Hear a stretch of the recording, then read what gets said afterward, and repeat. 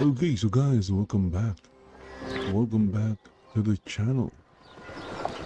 And welcome back to the game. And as you can see, I'm still playing Albion Online. This is, I guess, my second hour for today of just grinding, gathering resources. Someone said in chat that if you're only gathering resources and increasing your silver and your fame, you're not playing the game. But isn't gathering resources and even crafting part of the game? Yeah, you're still playing the game. So if you see or hear someone saying that, just ignore them. If you can mute them, much better, because they have nothing else to say. They have nothing good to say. How can gathering,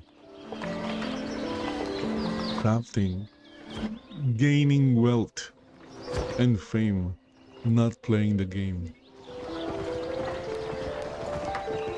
Because if that is not important, then the game wouldn't have it.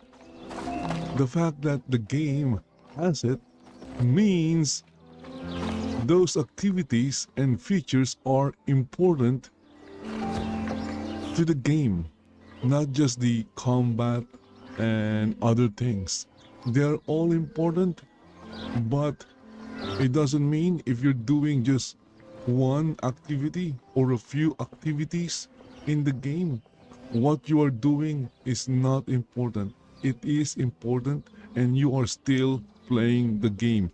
You are playing the game the way you want to play the game, not the way other people want you to play the game. Play the game the way you want to play the game.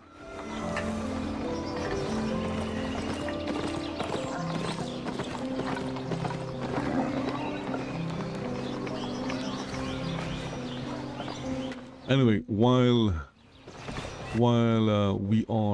I am playing, let's go and check out what's happening with Ashes of Creation. Let's see, are there any updates to Ashes of Creation? So look at that. Over here we have Death of a Game. I'm going to listen to Death of a Game by NerdSlayer Studios. And the topic is Ashes of Creation while I'm gathering resources. Oh, by the way guys, if someone can buy me some coffee, would really appreciate it, you know? Give me some boost or energy to keep playing games. Links are in the description. Would really appreciate it. Thank you.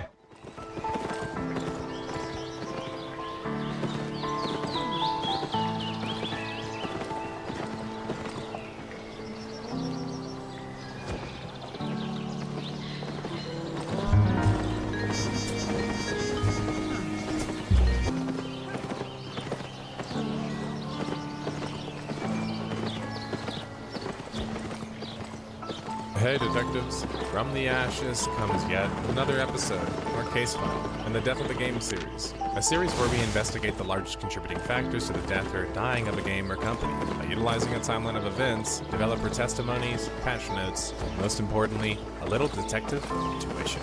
This all culminates in a final deduction, where we crack the case for good, in case you missed any of the clues along the way.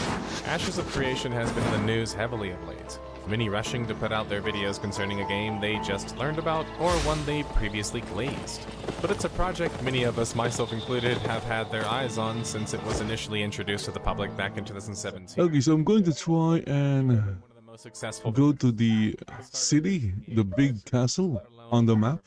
Gaming history, a massive genre with an audience who's not so massive in size. Ashes of Creation and their development studio, Intrepid Studios, and then their helmsman, Steven Sharif, are making big promises. Promises on the surface to be the next big sandbox MMORPG to revive the next big thing, the WoW killer. Legends and but boy oh boy, Those promises would Did they kill themselves? recently announced the launching of this video in 2026. AOC, as it's known for short, launched back at the end of 2025 on Steam into early access alpha, and even after said launch, those aforementioned promises were seeming like a far-off reality, even after 10 years. And then in a shocking turn of events, Stephen Corsari, the board, would initiate a Warnack issuance, which would affect 210 developers in total, just a month after the Steam launch, letting them go and suddenly then having the executive leadership quit alongside them. This would lead to the pooling of Ashes of Creation off of the Steam store, preventing the development team from collecting a paycheck or any severance in the process as well. Stephen has seemingly cut and run, banning people criticizing him in the Wait, let me restart this. I think we can watch this in embed mode. Let's see if we can watch this as an embed.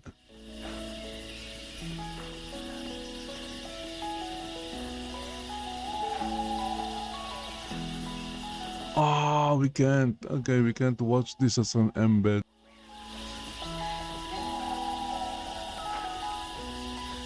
Well, let's try this one.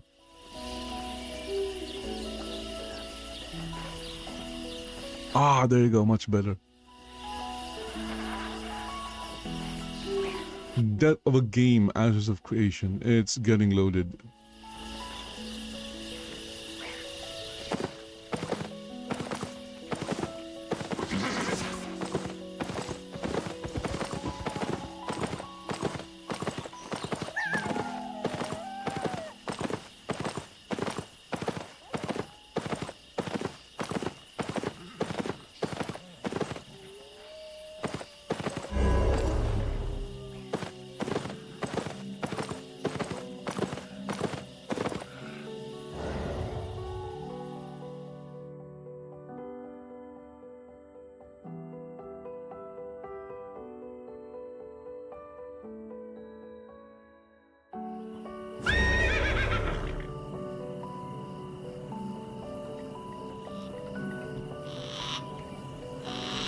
I guess it's not allowed to watch this as an embed.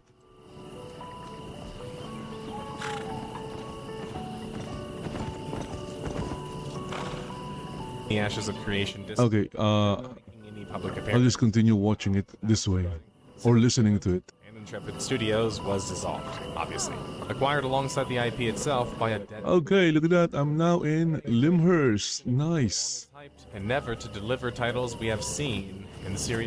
Did I complete? One of the largest failures in the MMORPG gaming and crowdfunding space, and yet the shortest actual run at things of the more recent virtual worlds. This case is a special one, detectives, understandably so, as not only do I have a lot to say about this particular case file, I have a lot more otherwise to say about the other actors involved in this case. Be prepared for a lot of I told you so, but hopefully mixed with enough analysis and good storytelling that you don't feel like I have too much of a chip on my shoulder. I am a detective after all, and on that note, we must begin our investigation, because this case is one of our deepest and most tangled yet.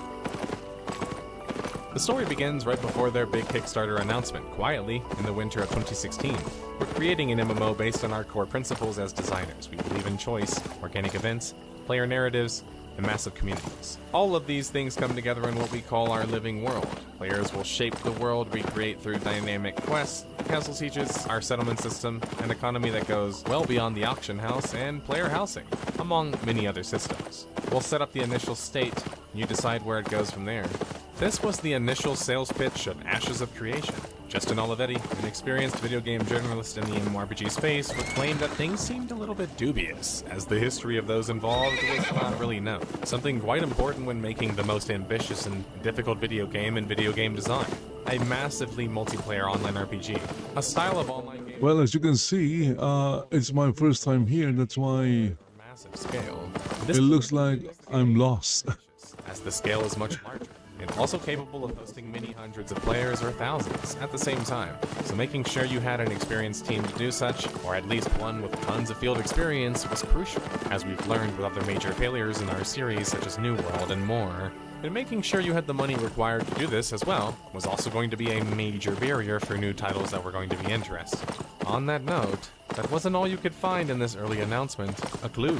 Ashes of Creation claims to be funded thus far from the team leads, pockets, and other limited investors, although there will be a Kickstarter coming in the future. This information would be important to pay attention to later on, but apparently AOC was able to secure funding before even having a proper development team or proper game. Some people are calling Hundreds of times or some are calling Ashes of Creation the scam of creation, something like that. Self-funding the project.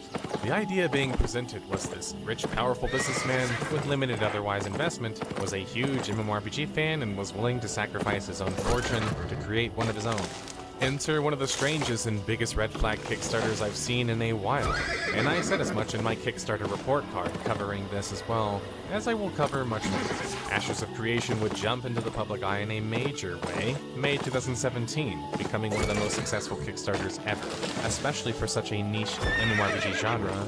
The thing is, the entire pitch of Ashes of Creation is essentially nothing new, for those in the know, nothing we haven't already seen. Starting with their play on words regarding bringing massive back to massively multiplayer. An utterly throwaway comment that feels smart but shows a misunderstanding of the market. The large crop of virtual worlds that currently dominate, sure, aren't massive, that much is true, but then to equate that to meaning that somehow the other ones are still a genre that they don't actually apply to, just the small versions, makes no sense.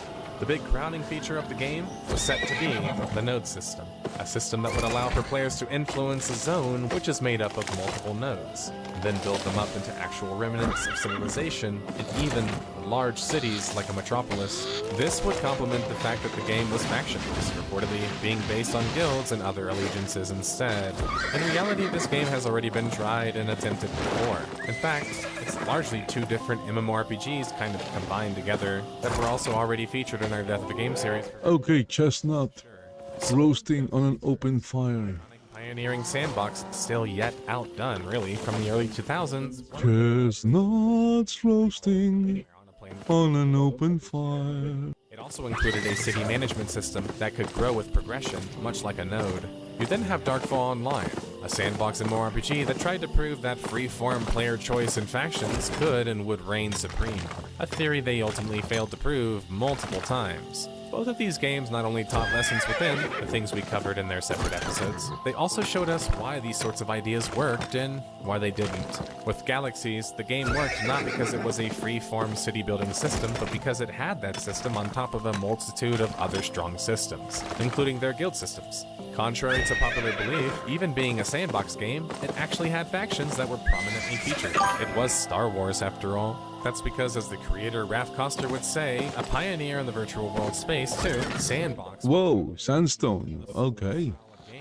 It was more so a thing because people hadn't created enough of the world yet, or figured out how. The idea We're now gathering sandstones.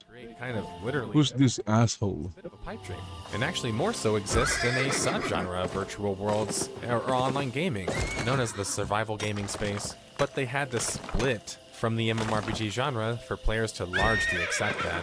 But back to Darkfall for a second, the reason that game didn't work at the core was simple. Systems designed to allow players to be the ones behind the wheel are just simply put much more difficult to pull off. They take much more testing, and often lead to toxic gameplay and community gatekeeping. That's not to say that Ashes of Creation's approach towards factionless couldn't work, but it felt unnecessary and regressive in design.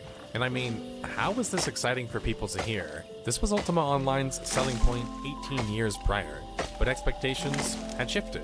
Where was the story? And where was the innovation?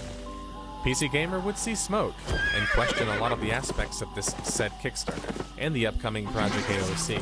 First pointing out that Sharif was promising to refund every donation if the game didn't launch, which made them skeptical he could deliver upon that. But again, according to Sharif and the Kickstarter itself, the project was reportedly already funded and was as reiterated by himself. Writers He did say the game was fully funded. to pull off this ambitious idea, period. That's why Project would tout all of this turned into a one big scam. anything Because in the end, the game wasn't fully funded. Studios would brag It was all a lie. They didn't explain that that developer, Jeffrey Bard, was largely a customer service and QA liaison international, and then repurposed into a video game developer when EQ2 was fading. Worse was Sharif propping himself up as this expert of 25 years of experience of MMOs, which was an interesting claim, because they didn't actually exist for that long at the time. And in the same vein would claim that he had no experience in the industry, and his experience was largely business related. That business related experience was MLM in nature, by the way, as Sharif had worked for an MLM company called Zango. Maybe he thought MMO means MLM. Steven would admit this involvement, but heavily downplay the actual nature of things. In the same interview from 2017, Steven would claim that the project, again, was self-funded, and that any Kickstarter or post-funding was purely to add to additional scope. The rest of the interview is a bit of a dive into the character of Steven, as we will spend a lot of time highlighting throughout the video. This article is a bunch of nice words, without much actual content to it. Hell, many of the things that Steven espouses about are what I call in consulting. Whoa, this one is tier 4. We have already seen. Mine is tier 4. Oh my goodness. The first time. Here we can already see some of the seeds of doubt though. An inexperienced team led by an even more inexperienced leader. One who seemingly would come out of nowhere but wanted to be seen as all important and was really good at building influence and raising money. But Steven would promise to rectify doubts of scope, talent, and resources, creating a new San Diego studio dedicated to MMO development in the summer of 2018. The talent would then be filled with the remnants of Daybreak Games or SOE games, including some of the names that I already mentioned like Jeffrey Bard, but also people like Margaret Crone and more. This was an addition to the team in Malaysia, who was also working on the in-game assets for the game. Injecting more controversy into things early on would be the announcement of a publishing agreement with My.com, a publisher responsible. Okay, so this one requires an adept skinning knife. Okay. Scare amongst the player base and community, being worried about what this could mean for things to come. Having seen this movie before, while this would later be recanted as a publishing agreement for reasons unknown, it would serve as a clue for things to come. And then, to many people's surprise, Intrepid Studios would announce another project, reportedly an extension of their original game dubbed Ashes of Creation Apocalypse, and then launched on Steam December 8th, 2018, just 1 year. I'm not gonna lie, I did enjoy playing Ashes of Creation Apocalypse. And shows early on how willing to hold water for it was very easy to play. RPG genre were. That's because although the project is advertised as a testing grounds for Ashes of Creation proper, it largely featured a battle royale gameplay mode not even featured in the MMORPG anyway. And what was shown, powered by the Unreal Engine 4, was pretty bare bones too, featuring a combat system that looked worse than games that were 6 years older. And before any defenders find their way to my comment section, as they probably will, the reason this thing was a total farce was because A, it sold skins in the shop, despite not being the same game, and B, testing grounds aren't done as public launches. They're vertical slices of vertical slices. The core demo here isn't even present for what Ashes of Creation. Yeah, I guess the reason why I like it, or the reason why I liked it, is because it was easy to play. Really? Yeah, it was very easy to play. Changed to a less action-centric one and a more tap-target one, as you will see in the Mark Ear gameplay footage on screen, and as the video unfolds. And why do the visuals look almost nothing like what the game eventually became? Look, I'm gonna be honest. My theory on things is that Ashes of Creation Apocalypse... Also, it ran on my PC. Ashes of Creation will not run on my PC. But this one, Ashes of Creation Apocalypse, it did run on my PC. Never before info was brought forth by a former investor of Ashes of Creation and a friend of Steven Sharif. Yes, you heard that right. Recently in a video with Nefas QS, they were able to contact one of the biggest investors behind the actual project, named simply for this video as Jason, and learn about some of the behind-the-scenes funding fiasco that was ongoing for the project for years. As a different altogether public-facing persona was continuously showcased, misleading the audience into believing that Ashes of Creation was really being self-funded by the same millionaire and then being crowdfunded. I highly recommend watching Nefas QS's video on this topic as it... Okay, so for the blue glowing boar, I would need an adept skinning knife, but for the normal boar, I would need a journeyman skinning knife. wholeheartedly, even without anything to prove for it by design. Stephen Sharif would talk about wanting it to be the same size or bigger than World of Warcraft, a titan in the MMORPG industry. Stephen would also exaggerate any metric or success that his project would receive early on in development and twist it in a way that would garner more support, and more importantly, more funding. For example, even counting things like Kickstarter funding as sales, something that feels so slimy a fish would be jealous. But more is showcased throughout these message chains, such as how inexperienced in business and development Sharif was, how more focused on driving up the hype he seemed to be than actually approaching the genre academically. This is showcased by how little actual talent the company had, despite how much money was being involved. And that's the biggest bomb drop of all. Even by 2019, Ashes of Creation had already been burning through its money. And no, not Steven's money, someone else's money, in the tune of millions. To sum this up as fast and efficient as possible, detective style, we start with a reported over whopping 110 million from investors in overall funding, coming from Jason, iDream Sky, a Chinese video game developer publisher, and potentially a few more sources such as Steven's mom as well. An important part of this picture actually, and obviously the more finessed contacts that we haven't mentioned. A reported 10 million from a bank loan, 4 million from Kickstarter, and later a total of 26 million in sales and crowdfunding and more. This is a project that was already more expensive than Throne and Liberty, Terra Online, and even World of Warcraft, and so on and so forth, and had nearly nothing to show for that. But even that money just wasn't enough, as Steven would then love bomb and RP his way more into Jason's heart, and more investors somehow acquiring more hundreds of thousands and even millions in the process, making claims that Microsoft had a team ready to inspect and purchase this project. MailRU and Tencent even wanting to purchase rights, and people wanting to even make movies about a game that hadn't come out yet, and much more. The illusion that Ashes of Creation was by the people and for the people was the biggest lie of them all, as Steven took loans out on equity for the company for ownership from the very beginning, even giving up majority portions at points, and that ultimately, private loans formed the entire backbone of the company and development. Throughout the years of this funding leeching, Steven would keep exaggerating numbers, promising that they would beat WoW, Fortnite, and even Apex Legends. If these seem like strange and random comparisons, because nothing like the game is, that's because they're not being used as design comparisons. They're being used to draw excitement and convince that success could happen in a major way, just like these games. It's almost like a rich kid just deciding to, I want to make Fortnite. And that's when you realize the story of Intrepid Studios really is the story of a son without a name or fame, and really... Ah, look at that. Instead of skinning it, my character as investor Jason is hitting it with an axe. Steven's worst quality of all wasn't just being misleading and, as some would say, a scam. Well, it makes sense because it's a treant. Are capable of producing talent or good work from them. A very convincing man, or just con man for short. Nothing he says in the entire chain of messages is insightful or more impactful than a YouTube comment I've received from one of you guys about one of your favorite virtual worlds. The guy's knowledge of the genre he was burning millions in seemed to not only be incredibly low level, he seemed to be disinterested in learning more about it, including how the market actually worked. The constant comparisons to the Battle Royale genre throughout it aren't just name recognition plays, they're also evidence that Steven had no idea what he was talking about. Hell, even claims of WoW reaching 13 billion in revenue, as he would say. These things are completely unfounded, when Lineage by all proof has made more than WoW by nearly double, making WoW's actual revenue half of what's being bragged. It's like he would lie and exaggerate even just about, random claims. And yet he was able to convince people to the tune of millions, showcasing two huge problems in the MMORPG and virtual world industry. And that's number one.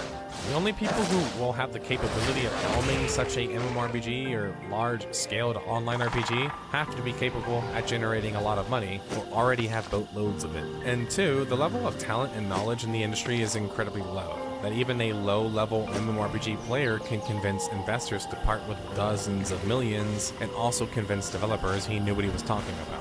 And that last bit is driving the knife in just a little bit more. Steven, there's a reason you didn't invite people like me to visit when I was in town minutes away from your studio. It's why you actually surrounded yourself with less experienced developers, despite selling the opposite. I think Steven always wanted to be in charge and feel important, and wanted to be creatively in charge specifically, and I think he's the... A mining we will go, a mining we will go, I'll a Mario, A mining we will go. To a start that Intrepid Studios was in serious trouble. Ooh, this is a different type of rock. It's called Have to give up more travertine. to be anywhere close to that finish line. This was a new section that I added on the 16th of this month due to the news of a pending lawsuit where Stephen and his husband John Moore are being accused of embezzling funds or taking large amounts of funding unaccounted for. According to the lawsuit, Stephen and his husband stole more than 11 million in funding, which would account for like 10% of the project's funding, a non-insignificant amount, likely furnishing a lavish lifestyle or living in the spotlight, even more richly than before. More reports would state that Stephen had even been paying himself a six-figure salary as well. That's over the course of apparently 10 years. In other news, Apocalypse would end its testing in March of 2020, becoming a forgotten footnote in the story of Ashes of Creation. A footnote that many of the same fans of the game would defend feverishly back then, only to now suddenly not be spotted, delete their account. Again, I did like Ashes of Creation Apocalypse. The same talking points from years ago. The idea was that this was a test that was effective. It's not the best game, but I had fun playing it. My simple question for you echoing this still, like an iBot from Fallout, is what did they learn from Apocalypse? And what did they directly implement as a consequence? Don't worry, this is a video. You have all day. I'm not saying it was the best Battle Royale game I played, but I did enjoy the fantasy theme of Leave to work in VR. the game. Stephen and the team, or just Stephen, would make the decision to transition to Unreal Engine 5, which wouldn't be as easy as it might sound, requiring significant time and resources, and even years, to make it work properly. This would definitely slow down development for a game that was already 4 years into its development after its announcement, and they started missing deadlines, of course. Intrepid Studios would pick up two major veterans during this time, however, such as the lead writer and narrative designer for ESO, or Elder Scrolls Online, and a former lead developer. Mission complete. Nice. Okay, completed that. First steps. Was good. I don't think we ever saw an ounce of what that was supposed to translate to. With the most lore occurring in the game and the game's character creator, where they can force the most. Ride an ox. What? First off, Go to the royal city and buy a transport ox from the marketplace. what rubbed me the wrong way was how the hiring was being. Oh, come on. That will cost me another 25k. The lead developer on EverQuest. Meanwhile, he wasn't even originally involved in the first prototyping of that game. And Brad McQuaid and Steve Clover were more so involved in the brass tacks of things. I say this not to discredit Bill, but to showcase that his strengths lied not really in design, but more so in world building, an important task in an MMORPG. And even then, that was made in conjunction with two other serious designers in a full team to boot. Bill's skills would be needed on Ashes of Creation, certainly, but when the entire thing was supposed to be player-run, how much could he really affect in the project, especially when he joined so late? Some creators can create on a dime, and others need the right circumstances. I think the latter seemed to be the case for Bill, who, by the way, the reason why it annoyed me about the hiring, was also in charge of the creative for all of Amazon Game Studios, the game that hadn't made a single game last longer than a few years of relevance, let alone life. And I met Bill in passing at AGS, and to be honest, my experience wasn't that positive. He seemed pretty full of himself and also not interested at the same time, despite offering nothing of note to the conversations that were being had when I visited the studios. And look, if he was in charge of ideas at AGS, well, that was demonstrably a failure, let's be honest. So this hiring felt more like a lifeline being thrown, much like many of the other hirings, to be fair. Bill likely wasn't going to be able to save things, and depending on Steven's ability to control things, he would have little impact in general. And if he did have the chance and time, I don't believe he had the support system to achieve the success he had in the past. My view of Again, I don't know if you can turn the camera. I don't think so. I don't think you can turn the camera in Albion Online. in this genre to your mind and honing your idea skills, which inevitably require, conflict and the ability to kill your set ideas, you're going to fall behind other designers. Video game design might be young compared to other design, but it needs to grow up. And if you aren't this kind of theorist, or have the experience to apply it, you better be a really good or dedicated MMORPG player. And yeah, you heard that right. I will never forget the advice I heard from a founder and creator of Curse, the gaming app, one that now runs a bunch of startups. He said if you ever interview or encounter a top 100 MMORPG player, hire them on the spot. And to be honest, that's been true in my experience. Steven, for example, claims to be a 25-year experienced MMORPG player, lasting longer than the industry at the time of the claim name. Meanwhile, when you watch gameplay of him playing, does he play anything close to someone like me or any of the other vets you watch that, YouTube and Actually, 25 years older friends growing up that I used to play with, who was 68 and like a retired is kinda accurate if he has been playing MMOs since the beginning, because 25 years, he had very little to show for it. my first MMO was His first Alpha 2 maybe in the 2000s with is supposed to be finally a fishing game. actual game systems that It's actual themselves on it's an actual fishing game. first announced. The first one, Phase 1, would drop October 25th, 2024, and it was rougher than sand. These tests were incredibly limited in scope and scheduling, only allowing you to test on the weekends. You can see players and creators Whoa, fish. Okay, let's do some fishing. of the game playing this phase and seemingly only levying compliments at the fact that the game was utilized in the Unreal Engine 5 that had many of the things built in already. TLP, though, would talk about how Okay, perfect. which for me was utterly bewildering. If this is indeed an early testament to test early parts of the game, then why is this not even fixed? How is it possible you guys didn't build this part of the game first and then actually put the effort into it? And TLP, who was actually kind of like quite flowery about the game overall, would call it straight dog shit, which was Albion Perch received 1x. impossible to read. The quests are seemingly scattered at random with no rhyme or reason, and the story is completely non-existent. And the AI tacky voice acting. Okay, so the boars are not hostile. That's good. How does this stuff even pass QA? All this money, and you couldn't even pay someone enough money to tell them, the things that they would encounter on their first hour of playing the game? For me, the early testing here just wasn't bad. It was showcasing a mixture of design focuses, all ending in a totally subpar project that feels no better than anything 5 to 6 years old. The only thing people are remotely proud about with the game is that the combat system is better than others at the time, such as like Throne and Liberty. But that combat is also ass, so that's not saying anything at all. And the combat, I think, is worse than a game from 2008, like Warhammer Online. Look at the lazy peon playing and clipping through the ground as he talks about enjoying the combat. Sorry, I just don't think there was enough here to hype people up. Unless you just don't compare it to any other MMORPG that's known for combat, or any other game period for that matter. The shield constantly being used here was, well, alpha. But we're talking about a project that's 7+ years in. Alpha being used as a shield, if anything, is a dagger to their own cause, and people not recognizing it as such is worrying to me. Something isn't just something because someone says it is, it has to fit the definition and constraints of what's being described.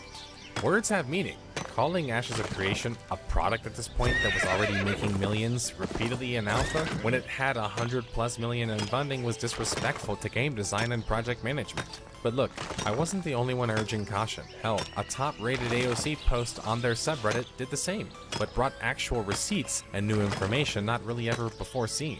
This poster, Shumpro, would urge people to be careful about supporting Ashes of Creation, thinking they had so many red flags that just didn't add up. Ashes of Creation had many liens or bank loans, and debts accrued. Despite no public mention of this, as I said previously, they also had a number of pending lawsuits. Worse, Intrepid Studios had been in trouble with the state of California, where it operated, even being suspended by the FTB, removing their power to operate. The poster is under the assumption they circumvented this somehow, but apparently coincide with when the game stopped selling skins, showing little to no activity from the company following this. So signs were there, but just check out the comment section, with a graveyard of deleted accounts mocking the poster, just because they are okay with a video game that was a subpar product. Some even stated that the game felt 45% complete and were proud of it. Yikes. Guys, we're part of the problem sometimes too as fans. Our toxic fandom and positivity can lead to a delusion that reeks so bad that you smell it from a Fallout vault. This is a game that had a bigger budget and more development time than any of the vast majority of the most successful MMORPGs ever. This ignorance people displayed about that became more than that. It became weaponized as a way for other people to make money. That's why I think it's the perfect game genre to con, really. Because like many who came before it, you can promise the Earth and the Moon. People ignored those raising the call, as I will detail later on, instead choosing to huff on hopium. So for those Adept Tome of Insight. Okay. that would drop in December of 2025, those people will Daily bonus completed. Another daily bonus? I just completed a daily bonus Quick learn activated.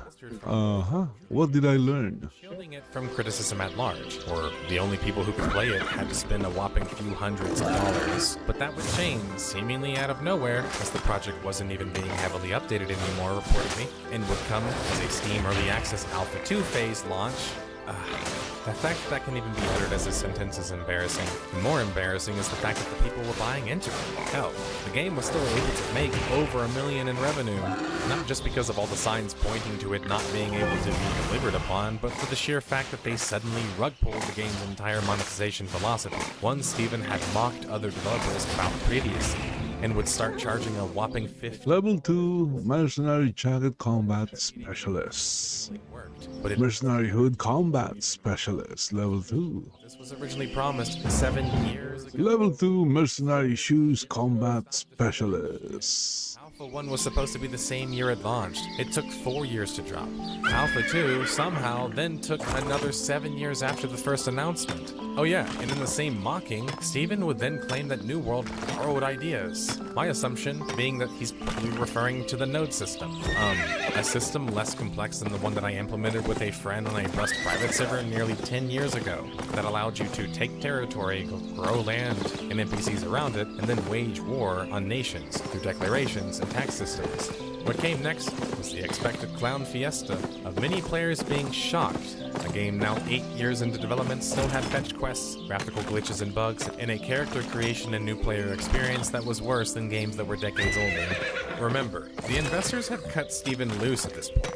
Probably even Mommy did. He didn't have any other money, and was now resorting to arguing in the comment section to make his points, rather, and had to rely on his former MLM contacts to drum up interest and funding.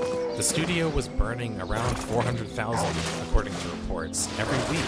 A staggering report, and one that makes you question where this money was actually even going. It also probably explains why they ditched the subscription idea too, as that would take time to make money, and they wanted to make that money now.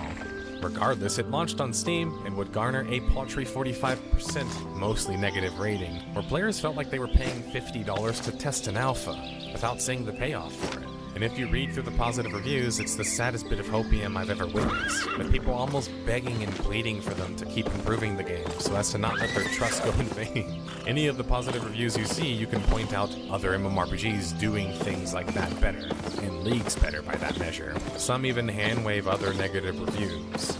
The human psychology of a virtual gamer is truly fascinating, and I will explain why, or attempt to. We are creatures of habit, and creatures looking for another world to inhabit. This is not an easy task to, follow through with, even in a virtual context. It takes absolute belief to make it work, even theoretically, making you abandon some of your own reason and world in the process. The human psychology of a virtual gamer is special. They're looking for a place to fit in, to be themselves, to make friends and new relationships, and to become something more.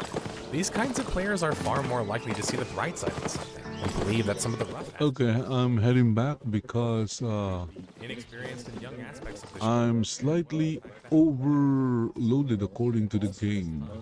So going to drop off some of the items back in the city. And wait, I guess I'm going to sell them to buy an ox. Golden Age way. The flaws even. Because the game is telling me to buy an ox. And I will do just that. I will buy an ox. In reality, even from the Why not? himself, Raph Costner, the idea of spawning in the middle of nowhere with no lead up or connection and no ability to then draw players in a linear fashion, it's not good game design, even for an MMORPG. And no, it wasn't planned out either. It just was the nature of the earliness of the genre, and the fact that Star Wars Galaxies, for example, didn't even launch with missions or stories. But as I do on the channel, and well, behind the scenes for a living as a QA tester, now turned consultant, I will break down the minute-to-minute gameplay of Ashes of Creation, and the major systems the game featured, so as to better understand who was in the right here. Was the game overhyped? Were people being too cruel? We won't answer that now. The core movement of Ashes of Creation isn't bad. It's based on the Unreal Engine 5, which has some solid base physics and animations. However, it feels just good enough, where none of the movement actually feels unique to that actual MMORPG or game itself. And it brought nothing new or unique to the MMORPG table in terms of movement, tab target or not. The combat, which goes alongside the movement and gameplay, is honestly much more improved compared to where it started out. I'm much more satisfied with it in the current state. Well, at least I was. However, while I think it is improved, the game still suffers from poor visual clarity, where it's hard to know what you're even doing and how the characters or enemies that you are attacking are reacting to said abilities. There's also such a poor class identity in the game that it makes the combat feel more lackluster than it should. I'll explain. How classes work in AOC is actually a combination of two archetypes, creating a class. If this sounds like Rift, well, it kind of is. The problem is it's way worse. Instead of Whoa, look at that. The market. two unique trees, It's not just a stall. the second archetype in this game merely affects It has its own area. That's it. Passive changes. You can even see Steven explaining it here on screen, and I fell asleep before he even got done with it. Welcome, Now, not friend. only do the classes in Ashes of Creation lack identity and uniqueness, the actual variety in the game is very trite and artificial. Half of the time, you won't even recognize a class just from watching them fight. Something that like WoW, Warhammer, and Guild Wars 1 all exhibit, being virtual worlds famous for their class identities in combat. The skill in tab target MMORPGs is a combination of timing and knowledge. Most of the time, it's knowledge though, since the speed of the gameplay is much slower than other gaming genres. But knowledge has to be learned, and you can't identify or learn from playing a game that you can't identify things in. It's just disconnected. And when you get the chance to form a team, with the right team comp and people playing their roles, the game lags or fails to even deliver upon its biggest promises. The big open zones with massive amounts of players and content in PvP. It's laggy and nearly unplayable at just a few dozen players. And when it does work, it works a bit, satisfying a little bit of that classic MMORPG itch, but those margins and moments are very low and few and far in between. Worse, the amount of desync in the game is worse than games I've seen with budgets that are only in the 6-digit range, but it just lacks anything that makes it really memorable. Past the combat and forgettable class and abilities and, well, talent system, we have the same unreadable quest log still here, and fetch quest design that seems more intent on ferrying you around than teaching you how to play the game or about what the game is. Quests are a chance to teach players mechanics, story, Oh my goodness, look at that. 2 million? Wow. creation. You have no idea why anything is even happening, starting from the first zone in the game, or you encounter sickly goblins populating a random area for seemingly no reason.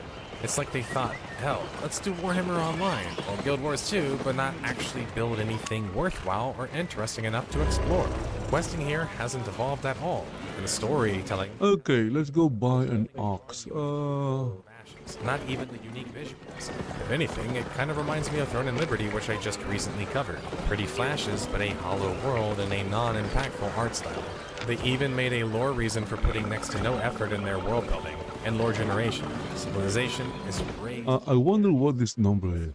populate, and redominate the world of Vera, or nodes. Problem being, why is there almost no remnants of civilization that can be spotted besides like the few caves and off structure? And why is there no story tied to any of it? Well, you the player, you have all the burden to create that story, world experience, and thus the connection between the player and the world. Yep, it's all on you guys. If it sounds ridiculous, So this is an excellent quality mount. it's like they literally went back in time and made a sandbox MMORPG without fleshing the rest of the world out, thinking that that was actually part of the design and story by design. Just works, says Todd Howard in the distance. And the big crowning feature of the game, the factionless warfare and node control systems, aren't even implemented fully. They resemble zone questing with rewards, having less wrinkles to them than Guild Wars 2's world system, I or wonder what's the difference. featured resource generation and war effort aspects. In fact, node wars, as they're called in Ashes of Creation, which are battles that are supposed to take place, over the nodes, are actually just currently cosmetic and don't even grant you a reward.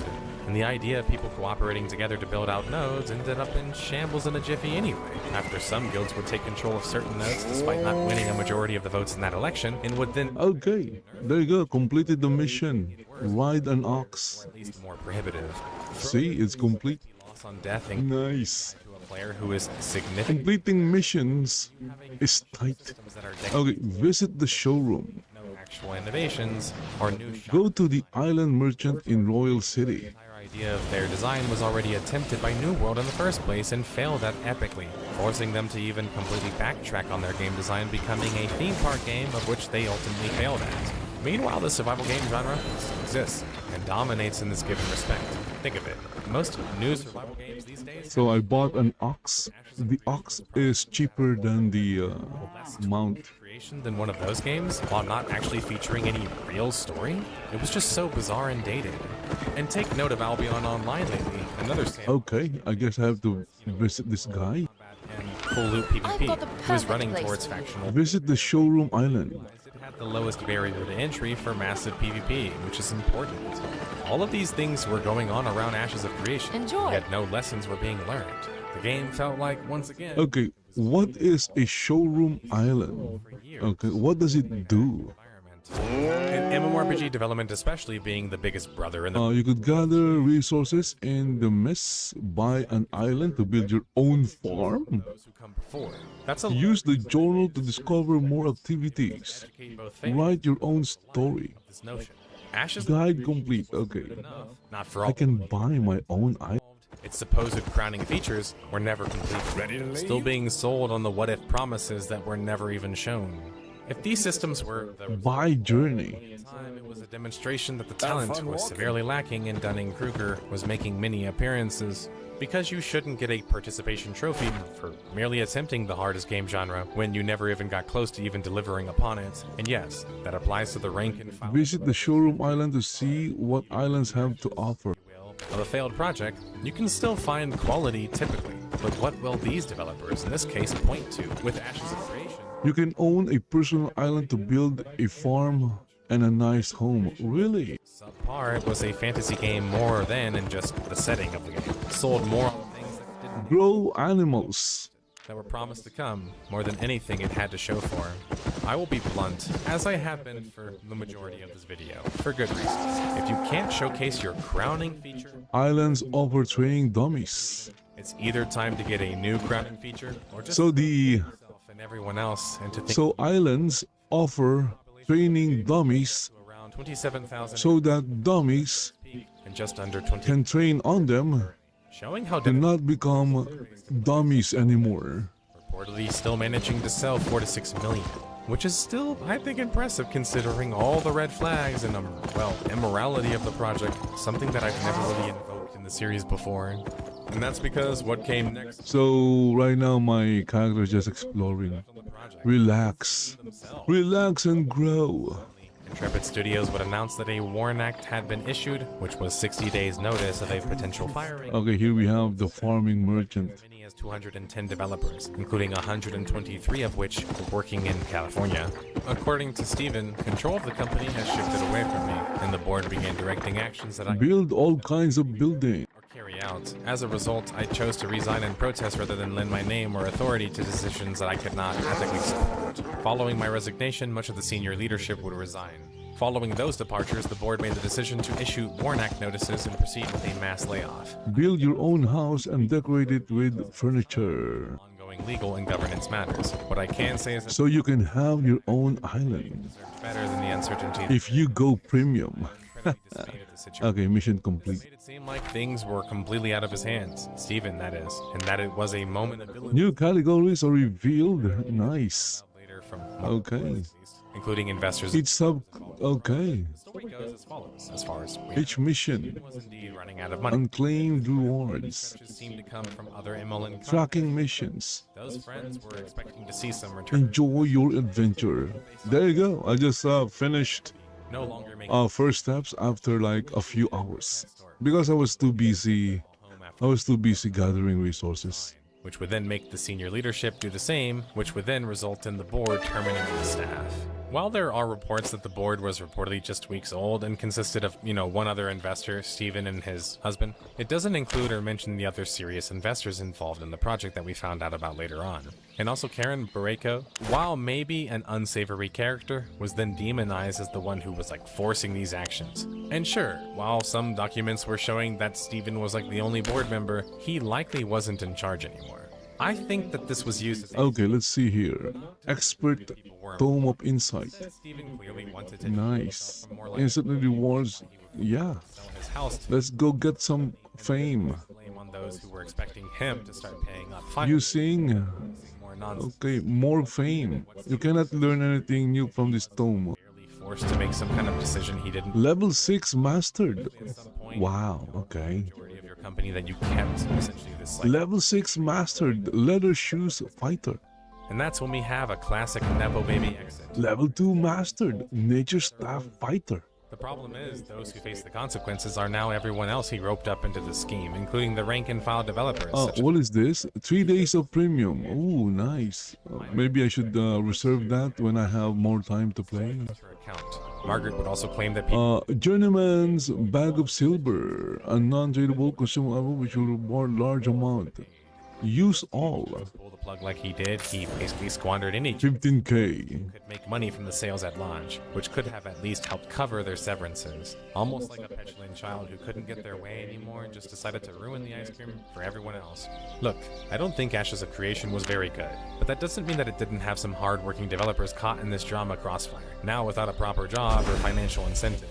If Quick learn activated. woo everyone else naturally, he was probably good at wooing developers too. At Okay, I wonder what that is. Ashes of Creation wasn't just an exercise Using this tone because I did not read the inward.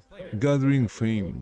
because I'm going to say something Nice. controversial here. While I totally believe all accounts Gathering fame toward your adept animal skinner. something in the 7+ range now, by the way, I do think that this should serve as a warning to future developers. Gathering fame toward your master lumberjack. To be true and proof isn't in the pudding, it probably is and was too good to be true. And if you're willing to take a paycheck over trusting your gut or artistic morals, you can't be surprised when things go wonky and you're discarded. I know people will take a lot in the name of art and, well, making a living to, live, but there's a reason that the senior leadership at Ashes of Creation post that the couple are either very hands-off or disappeared with the win. And I Yes. because they were just there to collect a paycheck, and that was sort of it. The plot would still thicken, somehow, with Miss Braco coming out and claiming that the project was still going to be continuing, with development largely existing in China and being supported by Battle Passes subscriptions and a game gold shop. Oh goody. Development was promised to be accelerated, somehow, but Common rod. Oh, that sucks. seriously, I know this is kind of like a weird segue, but I'm a wizard from the future, and I've come back and I'm saying I need some support so I can keep making these videos. But anyway, who's buying this shit at this point? How would things accelerate? Unless Steven was that much. So how do I get out of here? I need to get out of here. Maybe I need to use the boat to get out of here. Why wouldn't creatives not stand for more when the dude was clearly not that talented? Meanwhile, interestingly enough, this Braco is attached to Vima, an MLM wellness company. Total cost. Okay, I need to go back to. Running another MLM company. Okay, there you go. Nutrition. Basically teleporting back to the city right here. This screams liquidation to me, as the company who invested so much into the project and was probably a part of one of the people suing Steven, including Jason himself, by the way, the project's major sole investor, wants to make some sort of profit out of things, or at least break even. But even if we see Ashes of Creation live on in some form, expect to see a bastardization of the vision and ideas that they were able to sell people on just that, being a vision and ideas. Players would push for refunds, with some being unsuccessful and others realizing the key was to actually go, Let's take a look at the info. Mount Health. which was then proving successful. Due to the nature of Ashes of Creation just launching and the studio behind it being gone Weight 15 kilos. from their stores, sad Max load. Nice. process too. Well, detectives, we've reached the end of this timeline, and no, I'm not ready to end the case just yet. No, instead I'm doing something that needs to be done, and approaching a controversial subject many are quick to avoid. That's accountability. Yep, it's time to do a victory lap of those who were cautious of things and offer good insight, and row lap for those who hyped the game up, elevated the game's platform irresponsibly, and either disappeared after the fact or just came back and insanely joined it on the other former group instead, as if nothing happened. Let's start with some of the largest culprits. Okay, let's do some. Software. Wait, did I repair? These content creators didn't just play the game. Okay, I'm heading back. I need to repair my tools, my equipment. DLP has 28 videos of the game, of which 24 of them are pretty positive, even when they had almost nothing to show for them. With Zyback, you have a content creator who was just 2 months ago criticizing other content creators and players for being too critical of Ashes of Creation, now making videos about covering the drama, seemingly not making any admissions of their own incorrectness in the process, which you can even see his comment section hold him accountable for on his videos. Look, you guys know I almost never talk about other content creators, because it's not my interest to sit here and, blah blah blah, or whatever else. But, I mean, some accountability has to happen. And then we have Pirate Software, a self-reported expert in MMORPGs who worked at Blizzard. The amazing Pirate Software. Oh my goodness. Did you know, guys, that his dad worked for Blizzard and he also worked for Blizzard as a game developer? long as you Not. the inconvenience, things should be fine. Now, PS does say sorry. He worked It's like a forced sorry. in a game development company, but Brag about being best buds with Steven. his duties were more on sending emails. Right? These content creators might not have profited from referrals, but they did assist in the drumming up of excitement and increasing the profile and funding of Ashes of Creation. And if you're going to be there to hype something up, if you want to be taken seriously at least, you better be there to take the L too. But this is the game where now they're going to be covering the fiasco from another angle naturally, or already have. Now, some content creators, of course, were ahead of the curve and warned of some potential red flags, or just did not trust Intrepid to pull off the project. Starting, honestly, with a lot of proper video game journalists who had pretty good records, like Steven Messner from PC Gamer or Justin Olivetti from Massively OP. They urged caution, warning that the team didn't look experienced enough. Meanwhile, Josh Strife Hayes, who like me was way ahead of the curve, warned people about the game over 2 years ago.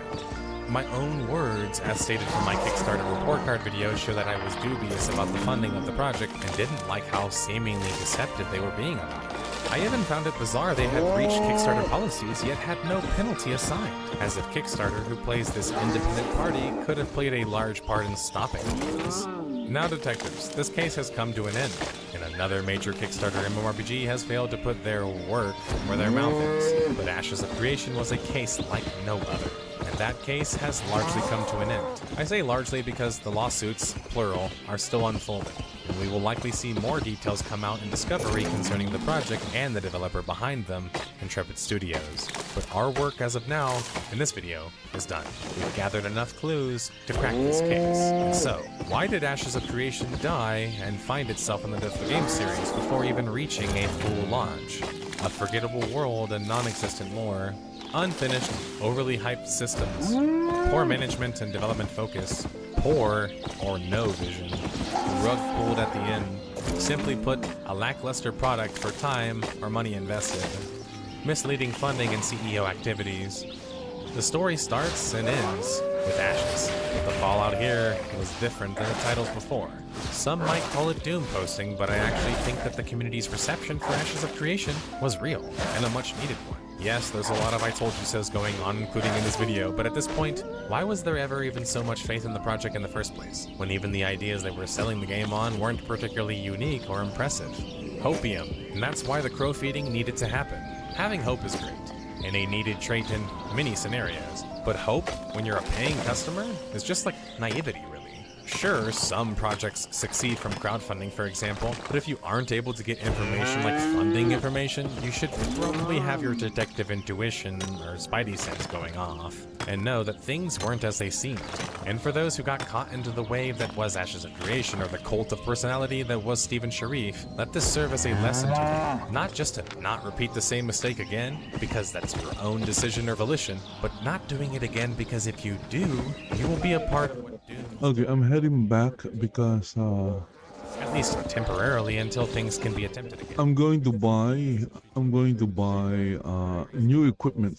I believe In order for developers to get better at developing these complex games, we have to hold them more accountable and be I believe I could buy new equipment. For sure, but if we can continue to increase our understanding of this complex space and live with principles, we can naturally sort these sort of projects out properly without letting them get this far before people realize things weren't as they seemed.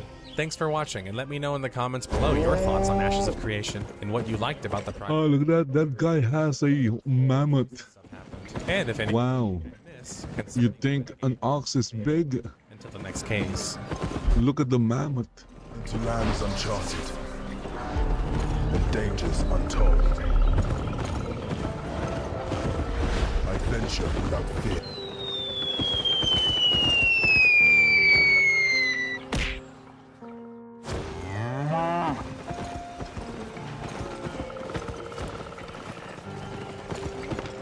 Have a look.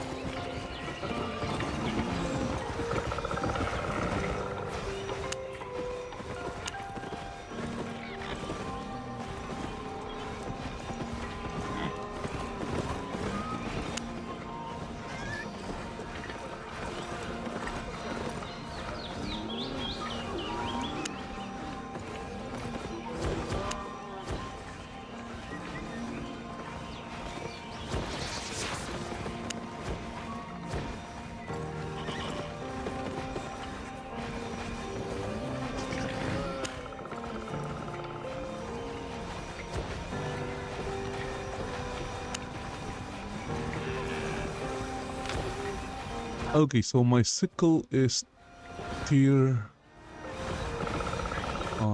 tier 2. Yeah. No. Novice. This is Journeyman. Okay, let's buy a Journeyman.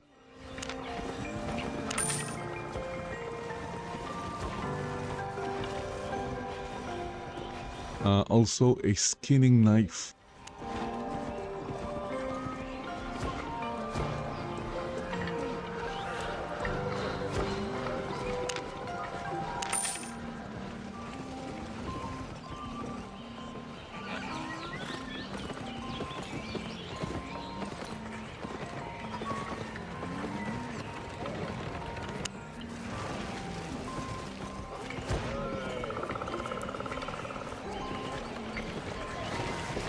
Okay, they're all upgraded.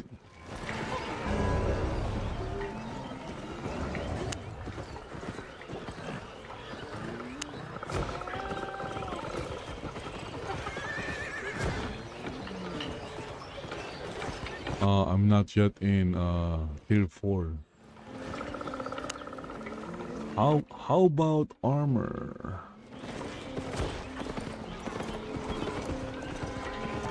Ooh, Journeyman.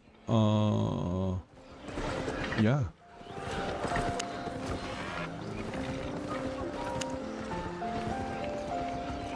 Let's buy an excellent one. Excellent. Am I tier 4 already? Oh. Oh. How about tier 5? Tier 5. Not yet. Not yet tier 5. Tier 4. Let's buy this one. It's excellent.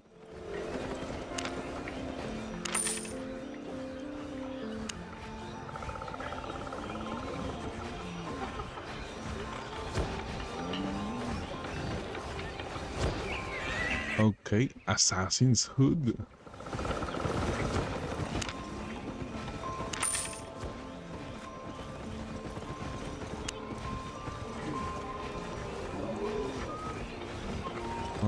Hunter shoes.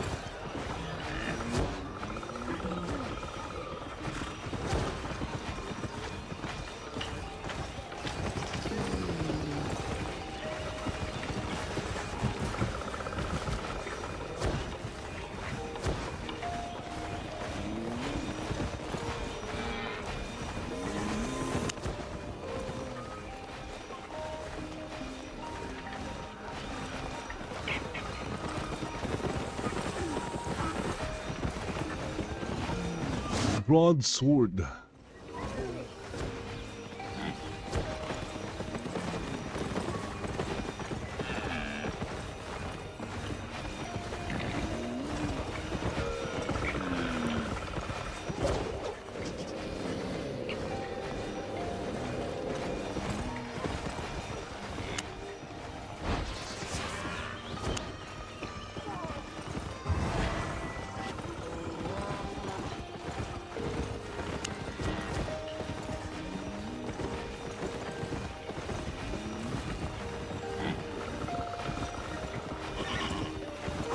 Infinity Blade. What is that? Infinity Blade.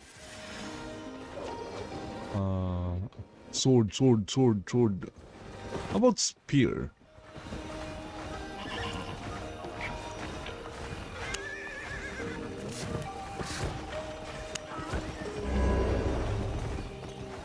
Okay. Journeyman spear. I can buy this?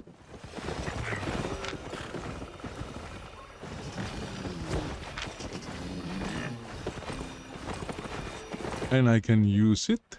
Really? Really? Okay, let's buy this.